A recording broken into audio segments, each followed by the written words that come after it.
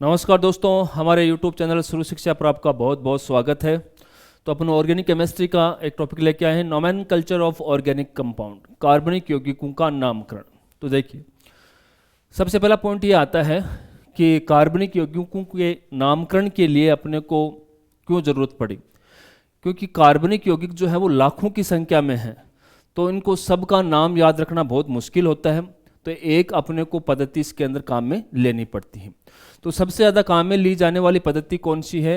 IUPAC, जिसका पूरा नाम है इंटरनेशनल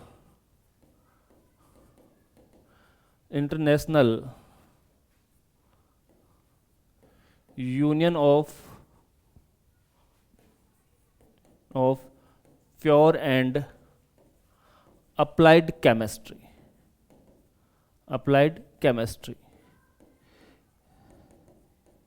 ये पद्धति है। इस पद्धति के माध्यम से जो है अपन कार्बनिक यौगिकों का नामकरण करते हैं। IUPAC से पहले अपने को थोड़ा समझना पड़ेगा कि IUPAC से पहले भी कार्बनिक यौगिकों का नाम रखा जाता था। तो IUPAC से पहले, बिफोर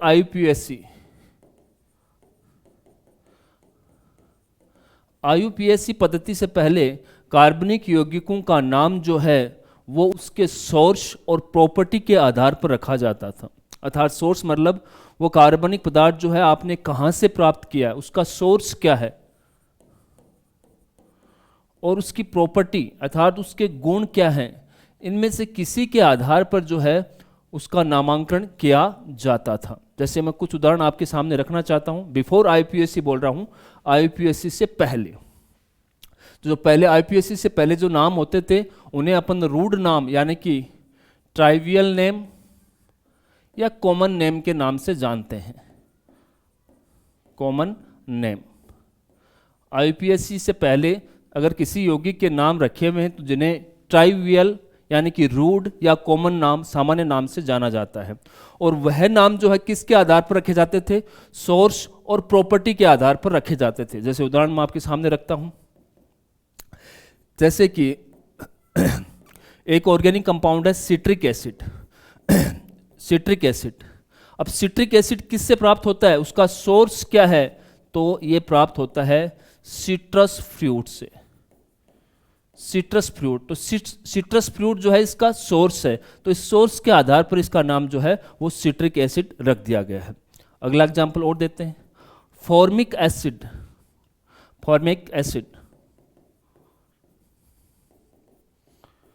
देखिए, फॉर्मिक एसिड जो है वो किससे प्राप्त होता है? लाल चींटी से, रेड एंट्स से प्राप्त होता है। और रेड एंट्स का नाम क्या होता है? फॉर्मिका। किसको बोलते हैं? लाल चींटी को, रेड एंट्स को। तो इस फॉर्मिका के आधार पर जो है इसका नाम जो है फॉर्मिक एसिड रखा गया है। अर्थात IUPAC से पहले जितने भी रूढ़ और जो कॉमन नाम थे वो सोर्स और प्रॉपर्टी के आधार पर जो है रखे जाते थे। अब चूंकि लाखों में ऑर्गेनिक कंपाउंड है तो सबका रूढ़ नाम और कॉमन नाम याद करना मुश्किल है, इसलिए जो है IUPAC पद्धति लेके आनी पड़ी। देखिए,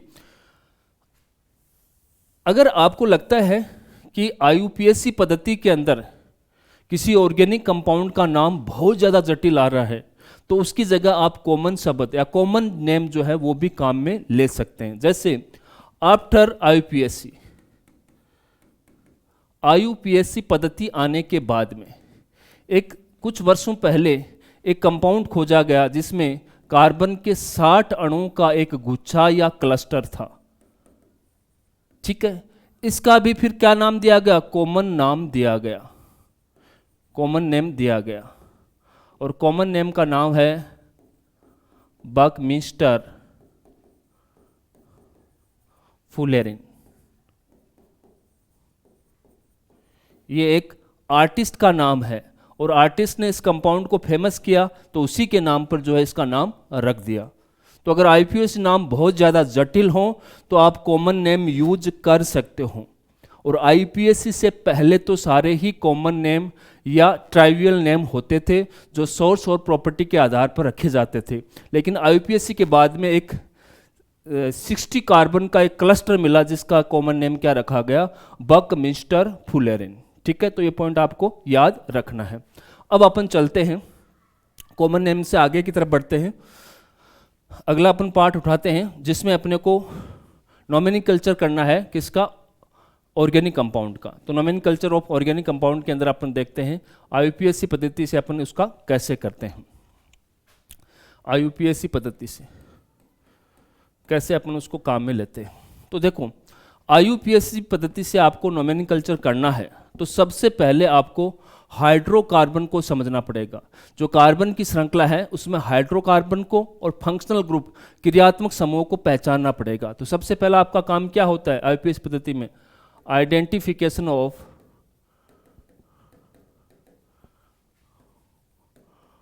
हाइड्रोकार्बन एंड फंक्शनल ग्रुप।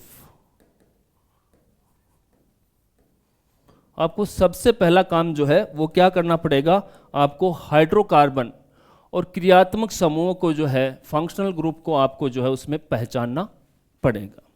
तो अपन थोड़ा सा समझते हैं कि हाइड्रोकार्बन है क्या।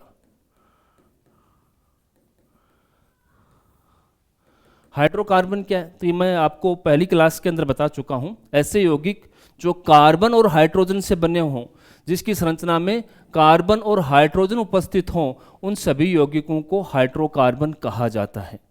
जिसके अंदर कार्बन और हाइड्रोजन उपस्थित हों उन्हें हाइड्रोकार्बन कहा जाता है।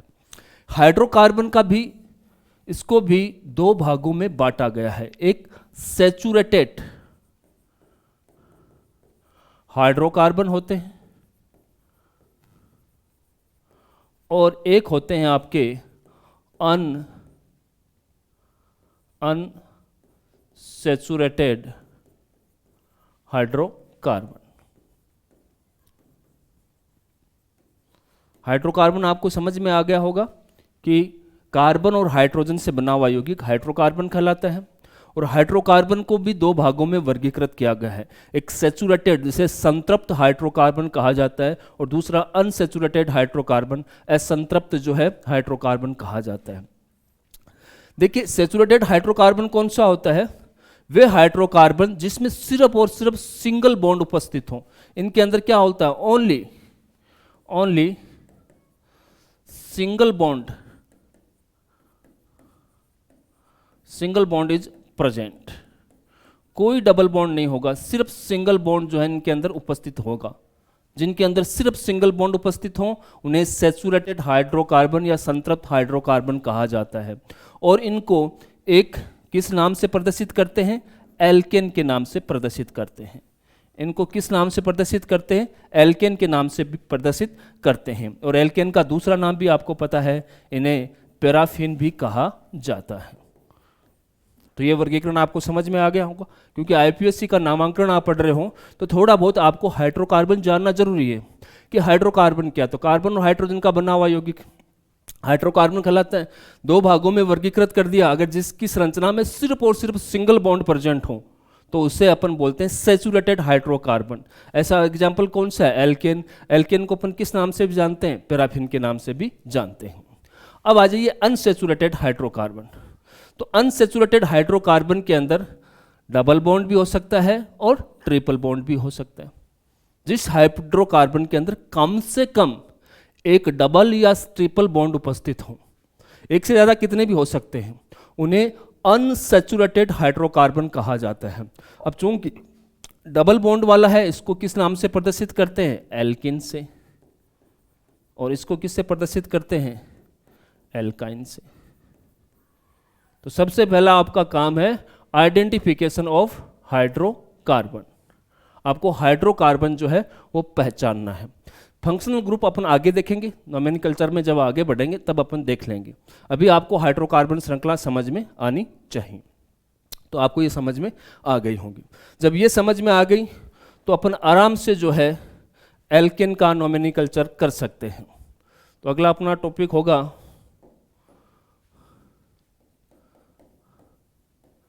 Nomenclature of alkene. एल्केन कैसा है, सैचुरेटेड हाइड्रोकार्बन है। अब देखो एल्केन भी दो प्रकार की है, एक तो स्ट्रेट चेन है और एक ब्रांच्ड चेन है। तो अपने को दोनों का नामांकन पढ़ना है, तो अपन सबसे पहले पढ़ते हैं straight chain. Straight chain alkane. इसके बाद में अपन जो है ब्रांच्ड चेन एल्केन है उसका नामांकन अपन पढ़ेंगे। देखिए स्ट्रेट चेन एल्केन के अंदर आपको क्या करना है, आपको हाइड्रोकार्बन की श्रृंखला आपको सेलेक्ट करनी है, ठीक है। आपको सबसे पहले कार्बन की सबसे बड़ी श्रृंखला आपको चयन करनी। स्ट्रेट चेन है, इसमें कोई प्रतिस्थापन होगा ही नहीं, तो आप कार्बन काउंट कर लो। कार्बन काउंट करने के बाद में आप जो है यहाँ पर क्या रखोगे, हाइड्रोकार्बन रखोगे। कार्बन आपको काउंट करना है। हाइड्रोकार्बन आईपीएसी नाम में क्या होता है, बीच में आपको हाइड्रोकार्बन रखना पड़ता है। कोई चीज़ अगर आपको पहले लगानी है तो इसे पूर्व लगवन या प्रीफिक्स बोलते हैं। कोई चीज़ इसके बाद में लगानी है तो उसको सफिक्स या अनुलग्न बोलते हैं। ये सब मिला दोगे तो आपका एक्चुअल नेम बन जाता है। आईपीएसी नाम में आपको इतना ही ध्यान रखना है, हाइड्रोकार्बन बीच में रखना है आपको, तो कार्बन की श्रृंखला हो उससे पहले आपको कोई प्रीफिक्स पूर्व लगन लगाना होगा और कोई सफिक्स अनुलग्न लगाना होगा। ये सब जोड़ दिया तो आपका एक्चुअल नेम बन जाता है। स्ट्रेट चेन एल्केन के अंदर जो है, एल्केन के अंदर जो है आपको क्या लगाना पड़ेगा, सफिक्स लगाना पड़ेगा। और कौन सा सफिक्स लगाना पड़ेगा, आपको एन लगाना पड़ेगा। कौन सा लगाना पड़ेगा, लास्ट में एन। जैसे मैथ है, मैथ हाइड्रोकार्बन हो गई, उसके लास्ट में एन लगा देना है। मैथेन, प्रोपेन, ब्यूटेन, हेक्सेन, ऐसे आएगा। तो इसके आधार पर मैं नामांकन कर सकता हूँ। एक कार्बन वाली, इसको अपन क्या बोलेंगे, मैथ के आगे। अब एक कार्बन वाली आपको पता ही है, meth, eth, prop, but, pent, hex, hept, oct, non और डेक। उनके आगे एन लगाना है। तो एक कार्बन वाली को क्या बोलते हैं, मैथ। क्या बोलते हैं, मैथ। उसके आगे एन लगा देना है तो आपका नाम बन जाएगा मेथेन। स्ट्रेट चेन है। C2H6 ये हो जाएगी आपकी एथेन। C3H8 ये हो जाएगी प्रोपेन। ये हो जाएगी ब्यूटेन। 5 कार्बन वाली, 5 दूनी 10, 12 है, ये हो जाएगी पेंटेन। 6 कार्बन वाली हेक्सेन। 7 कार्बन वाली हेप्टेन। 8 कार्बन वाली ऑक्टेन। 9 कार्बन वाली नोनेन। 10 कार्बन वाली डेकेन।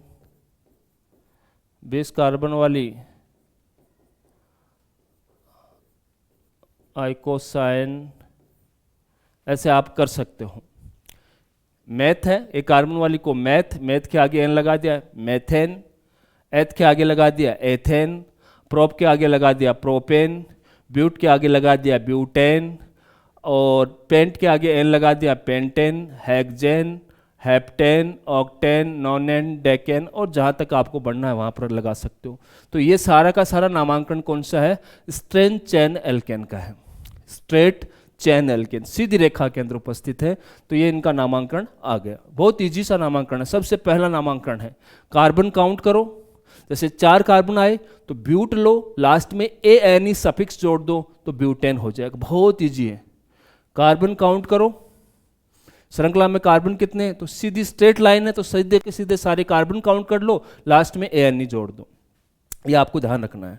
एक पॉइंट इसके अंदर आप ध्यान रखना है कि जो एल्केन के सक्सेसिव मेंबर्स हैं, क्रमागत सदस्यों के मध्य CH2 का डिफरेंस होता है। जैसे क्रमागत सदस्य कौन सा, एक सदस्य ये और इसके बाद में ये सदस्य, तो इन दोनों के मध्य डिफरेंस जो है वो CH2 का डिफरेंस होता है। इसके और इसके मध्य भी CH2 का डिफरेंस होता है। इसके और इसके मध्य भी CH2 का डिफरेंस, इसके मध्य भी CH2 का डिफरेंस, इसके मध्य भी CH2 का, ऐसे चलता रहता है। अर्थात एल्केन के दो क्रमागत सदस्यों के मध्य, टू सक्सेसिव मेंबर के मध्य कितने का डिफरेंस होता है?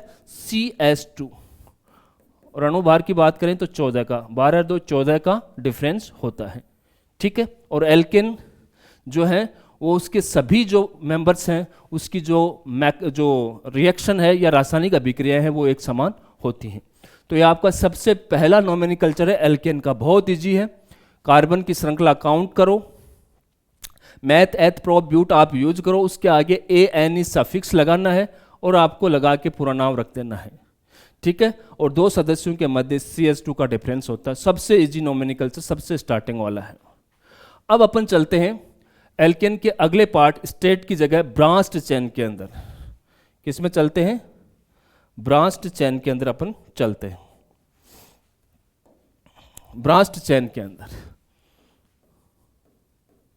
ब्रांच्ड चेन एल्केन का अपने को क्या करना है? नोमेनक्लेचर करना। ऐसे धीरे धीरे करते अपन एकदम पीक लेवल पे पहुंच जाएंगे। पहले सीधी सादी एल्केन का कर दिया, श्रृंखला के अंदर कार्बन रखे हुए हैं, मैथ एथ प्रो ब्यूटेन आप सबको याद रहता है, लास्ट में ANE सफिक्स आपको लगा देना है, बस सीधा सा है। ठीक है, दो सदस्यों के मध्य, क्रमागत सदस्यों के मध्य डिफरेंस जो है वो CS2 का होता है, जो मैंने आपको बताया। ब्रांच्ड चेन में क्या होगा कि पूरी श्रृंखला के अंदर जो है एकदम सीरीज में नहीं होंगी, कुछ शाखाएं निकली हुई होंगी। जैसे उदाहरण के तौर पर मैं आपके सामने रखता हूं, जैसे ये इसके अंदर ये आपकी मेन श्रृंखला है और यहां पर ये जो है आपका क्या है? ब्रांच। ये मेन श्रृंखला या पेरेंट हाइड्रोकार्बन भी बोल सकते हो। पेरेंट हाइड्रोकार्बन मुख्य श्रृंखला है, पेरेंट हाइड्रोकार्बन, या कई बार इसको और रूट चेन भी बोल सकते हो।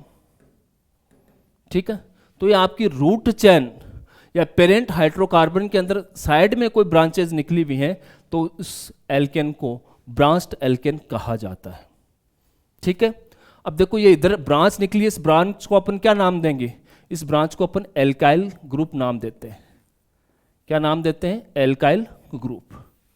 यहां पर क्या जुड़ा हुआ है? CS3 ब्रांच के अंदर जो है आपको कोई और क्रियात्मक समूह नहीं लेना है, आपको सिर्फ एल्केन के अंदर ही देखना है। तो एल्केन के अंदर आपने ब्रांच बना दी तो उस ब्रांच को क्या बोलते हैं? एल्काइल ग्रुप मानते हैं या एल्काइल ग्रुप बोलते हैं। अब थोड़ा सा अपने को एल्काइल ग्रुप के बारे में समझना पड़ेगा। देखिए कैसे एल्केलाइल ग्रुप बनाते हैं, इसके बारे में आपको थोड़ा सा जानना पड़ेगा। एल्केलाइल ग्रुप, क्योंकि एल्केलाइल ग्रुप आपको पता होगा तभी भी तो आप इसका प्रीफिक्स लगाओगे। तो एल्केलाइल ग्रुप कैसे बनते हैं? बहुत इजी है। एल्केलाइल ग्रुप किससे बनता है? एल्केन से बनता है। कोई सी भी एल्केन लो, उस एल्केन में से आप एक हाइड्रोजन को रिमूव कर दो तो जो ग्रुप बनेगा वो आपका क्या हो जाएगा? एल्केलाइल ग्रुप होता है। बहुत इजी सा है। कोई भी एल्केन उठाओ आप, उस एल्केन में से एक हाइड्रोजन को गायब कर दो तो जो बच गया वो भाग जो है वो एल्केलाइल ग्रुप होगा। जैसे पहला आपका कौन सा है? मेथेन। ये क्या है? मेथेन। मेथेन से आप एक हाइड्रोजन गायब कर दो तो CH3 बन जाएगा, ये एल्केलाइल ग्रुप हो गया। ऐसे ही एथेन, ये क्या है आपका? एथेन। एथेन से भी गायब कर दो एक हाइड्रोजन तो C2H5, ये आपका एल्काइल ग्रुप बन गया। प्रोपेन का भी कर सकते हो, प्रोपेन, इससे भी आप गायब कर दो एक हाइड्रोजन तो C3H7, ये आपका बन जाएगा। अर्थात ये जो बन गए ये सारे के सारे क्या है? एल्केलाइल ग्रुप है, एल्काइल ग्रुप है, सारे के सारे क्या है? एल्काइल ग्रुप है। अब देखो एल्काइल ग्रुप का आपको नोमेनक्लेचर भी पता होना चाहिए, इसका नामांकन कैसे करते हैं। तो देखिए नामांकन बहुत इजी। एल्केन में जहां पर ANE आया है, ANE आया है उसको रिप्लेस्ड कर दो, हटा दो उसको, रिप्लेस्ड बाई YL, वहां YL डाल दो। जहां ANE आया हुआ है, जैसे इसके लास्ट में ये ANE आया हुआ है, ये देखो लास्ट में ये यहां पर इसका ANE आया हुआ है, इसको हटा दो, हटा के YL डाल दो, वो एल्किल ग्रुप का नाम हो जाएगा। जैसे इसमें मैथ मैंने ANE हटा दिया, वहां YL डाल दिया तो मिथाइल हो गया। एथेन में ये गायब कर दो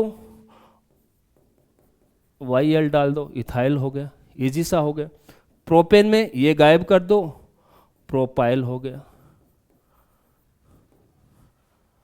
समझ में आ गया होगा कि ब्रांच चेन पढ़ रहे हैं तो जो पेरेंटल श्रृंखला होगी उससे कोई ना कोई ब्रांच निकलेगी, और वो ब्रांच किसकी होगी? एल्केन में एल्किलाइल ग्रुप की होगी, एल्काइल ग्रुप की होगी।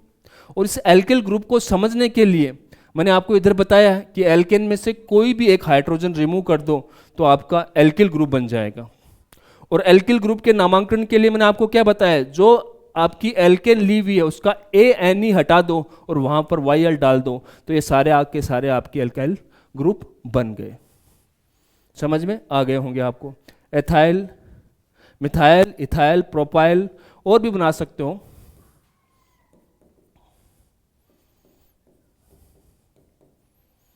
ये आगा ब्यूटाइल, पेंटाइल,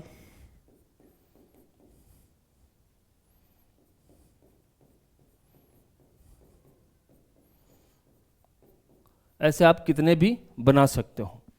ठीक है, तो ये ग्रुप आपको समझ में आ गए। और इन ग्रुप को आप क्या करोगे, ये ग्रुप का नाम आपको क्यों याद रखना है, क्योंकि इसके अंदर आप नामांकन कैसे करोगे, नॉमिनल कल्चर में कैसे करोगे, आपको बीच में क्या लेना पड़ेगा, मैन हाइड्रोकार्बन लेना पड़ेगा, या पेरेंट चेन। नामांकन के लिए आपको क्या करना पड़ेगा, नामांकन में आपको क्या करना पड़ता है, ये बीच में तो आपको लेनी पड़ती है पेरेंट चेन। और एल्किल ग्रुप को आपको यहाँ, एल्किल ग्रुप यहाँ पर आपको नाम लिखना पड़ेगा, ये आपका होगा प्रीफिक्स। ठीक है, फिर यहाँ पर आपको सफिक्स भी लगाना पड़ेगा, और सफिक्स चूंकि एल्केन है तो क्या लगेगा, ANE। नामांकन ऐसे तो करोगे, मैंने क्यों बताया है, क्योंकि एल्किल समूह को प्रीफिक्स के रूप में लेना है, तो उनको प्रीफिक्स के रूप में एल्किल समूह का आपको नाम लिखना पड़ेगा। फिर पेरेंटल चेन आ जाएगी जो कार्बन है, फिर सफिक्स एल्केन के लिए ANE आप लगाओगे। जैसे जैसे मैं आपके सामने ये जो यौगिक रखा हुआ है इसका आपको नामांकन बताता हूं। ये जो कंपाउंड रखा हुआ है इसका अपन नामांकन करते हैं। तो इसकी वैलेंसी पूरी करो, CH3, ये आपका आ जाएगा CH, ये भी CH3, और ये आपकी CH3। तो ये जो चैन है वो तो आपकी पेरेंट चैन हो गई। कितने कार्बन की हैं, 3 कार्बन की। यह आपकी क्या हो गई, ब्रांच हो गई। और ब्रांच क्या है, एल्काइल ग्रुप है। इस एल्काइल ग्रुप का नाम क्या है, मिथाइल है। मिथाइल है ना। तो आपका नामांकन करने के लिए आपको प्रीफिक्स क्या काम में लेना पड़ेगा, मिथाइल। चलो इसकी नंबरिंग कर देता हूँ, 1 2 3। नंबरिंग करना अपन आगे पढ़ेंगे, लेकिन आपको एल्केलाइल ग्रुप पढ़ना है तो 2 नंबर पे आ रहा है। तो अब आप क्या लिखना है, आपको मिथाइल। ठीक है, प्रोफ है, ANE आपको लगा देना है, तो प्रोपेन हो गया। तो ये नाम तो जो है आपका क्या है, प्रीफिक्स है, और ये ANE आपका क्या है, अनुलग्न यानी कि सफिक्स है। तो ये ब्रांच चेन का नाम हो गया। ठीक है, तो ये आपको एल्केलाइल ग्रुप को नामांकन आपको समझना है कि एल्किल ग्रुप बनता कैसे। एल्केन में से हाइड्रोजन हटाओगे तो एल्किल ग्रुप बनेगा, और नामांकन करोगे तो उसके ANE को हटाकर YL आप जोड़ दोगे। ठीक है, अब आगे की तरफ चलते हैं। देखिए, कुछ एल्किल ग्रुप ऐसे भी हैं जिन्हें एब्रीवेशन में प्रदर्शित किया जाता है, उनके शॉर्ट नाम होते हैं। जैसे शॉर्ट नेम भी होते हैं कुछ एल्किल ग्रुप के, तो वो भी आपको ध्यान रखने। जैसे कि इथाइल के लिए लिखा जाता है ET, मिथाइल के लिए लिखा जाता है CH3 ग्रुप, मिथाइल के लिए लिखा जाता है ME, इथाइल के लिए लिखा जाता है ET, प्रोपाइल के लिए लिखा जाता है PR, और ब्यूटाइल के लिए लिखा जाता है BU। ये शॉर्ट नाम रखे जाते हैं। ठीक है, मिथाइल के लिए ME, मिथाइल के लिए ME, इथाइल के लिए ET, प्रोपाइल के लिए PR, और ब्यूटाइल के लिए BU। ये शॉर्ट नेम भी कई बार यूज किए जाते हैं। कई बार ये ना लिखकर ये भी लिखा हुआ मिल सकता है, ये भी लिखा हुआ मिल सकता है, ये भी लिखा हुआ और ये भी लिखा हुआ आपको मिल सकता है। ठीक है, तो ये आपके एल्किल हो गए कि आप एल्किल कैसे बनाते हैं। कुछ एल्किल ऐसे भी हैं, जैसे कि मैं आपके सामने एक एल्किल रखता हूं, ब्यूटाइल। इसके बहुत सारे कॉमन नेम जो हैं वो बहुत फेमस हैं। जैसे मैं आपके सामने रख रहा हूं कि एक तो ये ब्यूटाइल है, एक तो ब्यूटाइल ये मैंने यहां से हाइड्रोजन निकाला, एक ब्यूटाइल ये कि मैंने यहां से हाइड्रोजन निकाल दिया। ठीक है, एक ब्यूटाइल ये है, मैंने यहां से हाइड्रोजन निकाला। तो ये जो एल्किल ग्रुप जो हैं इनके कॉमन नेम भी हैं जो बहुत फेमस हैं, जो आपको याद रखने हैं। जैसे कि इसको बोलते हैं एन ब्यूटाइल, ये इसको बोलते हैं सेकेंडरी ब्यूटाइल, और इसको अपन बोलते हैं टर्सरी ब्यूटाइल। तो ये जो है इनके कॉमन नेम है जो बहुत फेमस है, आपको याद रखना है। इसका भी आपको याद रखना है, पेंटेन का,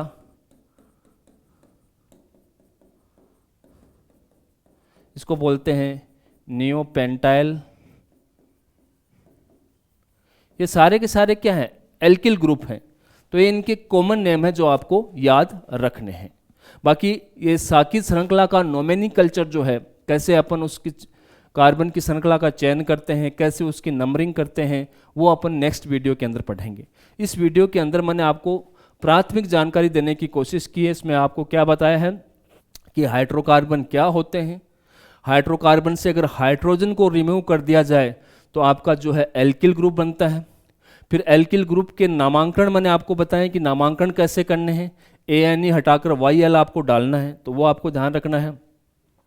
और कुछ कॉमन नेम जो है वो एल्किल ग्रुप के मैंने आपको बताए हैं। अब ब्रास्ट एल्केन का जो नंबरिंग और उसको अपन कैसे कार्बन श्रृंखला का चयन करते हैं, ये अपन कल नेक्स्ट क्लास में देखेंगे। अभी के लिए इतना ही, धन्यवाद।